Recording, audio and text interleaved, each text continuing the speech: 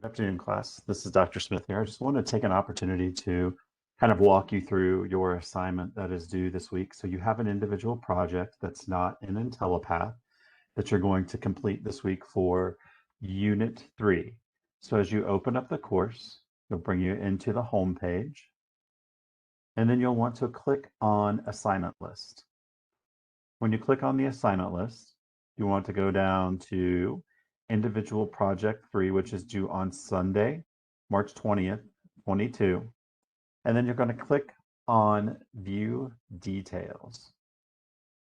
So this will bring you up to the assignment page, and you'll notice at the top it says Unit 3 Individual Project. Then you'll go down and you'll read through the assignment details. There's an assignment description that talks about everything that you're going to be accomplishing in this assessment. So one of the things I really want to point out here as you get started is a lot of students typically have a problem uploading their assignments. At the top here, there are two links, one that says submitting assignments on the CTU mobile app and submitting assignments on the CTU virtual campus. These are two links that you will want to view on how to submit your assignments for this assessment. So as you read through the assignment details, you're going to talk about how a person moves along the continuum of health care, and that depends on many different things. There are a couple of key points I want to point out here is the role of self-actualization, esteem, love, belonging, safety, and psychological safety. As I scroll down here on the page, you'll also notice that there are two additional links that talk about Maslow's hierarchy of needs, as well as 9 real-life example of Maslow's hierarchy of needs. And then you're going to read into this information here on psychological needs and safety needs. So here's the case study. You'll want to read through this case study and read through all of this information regarding Mary Smith and Dr. Major. You'll notice here it'll say enter your response directly on this template. You'll want to click on this template, and then it will open up the new template for you to utilize for your assessment. I'll come back to this in just a minute. So as you read through, here are the questions that you're going to be answering for this assessment. There are essentially 3 questions, and then the first 2 questions are multiple choice, and then there's a question where you're doing some matching. As you scroll down here, here's the grading rubric as well. It'll tell you how this assignment will be graded. This is exactly how I will be grading your assignment, choosing the appropriate professional examples, choosing the appropriate additional questions, and then how you align you answer the needs with the individual needs with whatever the unmet needs are in the appropriate category. And so this is a matching section, so you have to match those section. And lastly, you're going to get points for following the directions appropriately, whether you're highlighting or underlining and filling in information on the template. And then also, lastly, is professional language. Make sure that you use accurate grammar, spelling, and punctuation. Folks, one of the things that is really important is that you make sure you're writing sentences in the correct grammatical style and that you're using punctuation. It's really hard to read something if you have a sentence that just keeps going on and on and on, and I can't make out where the start and stop is.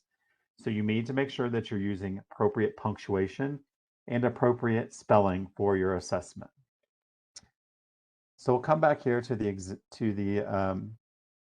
download. So once you download the information, it'll bring up the Word format.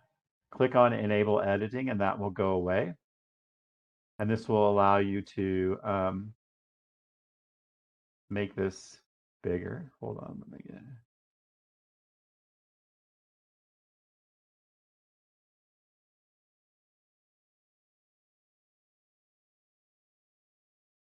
So I've actually enlarged this here. One of the things you're going to want to do once you get this file downloaded is you'll want to save it to your computer. And you can click on File and then Save As, and save that file to your computer. Once you save that file to your computer, you go through and read the case study. Again, it tells you how to respond to the patient, and that you're going to highlight or underline your correct answer. Highlight or underline your correct answer for question number 1 and question number 2. Then you're going to scroll down to question number 3 and you'll have matching, and you'll be able to put, for example, if this is number 5, you'll be able to put number 5 in Mr. Lee's unmet needs based on which one of those pyramid categories it falls under. You will use these pyramid categories once. So you should be using each number in Mr. Lee's unmet needs. So it would be, for example, you could put 5, 4, 3, 2, 1. And so that's just an example. Those are not the correct answers. So please understand that. And once you get the information filled out, highlighted, you're going to want to save this information. Make sure you save the document with your highlights and your answers before you submit it into the assessment assignment area.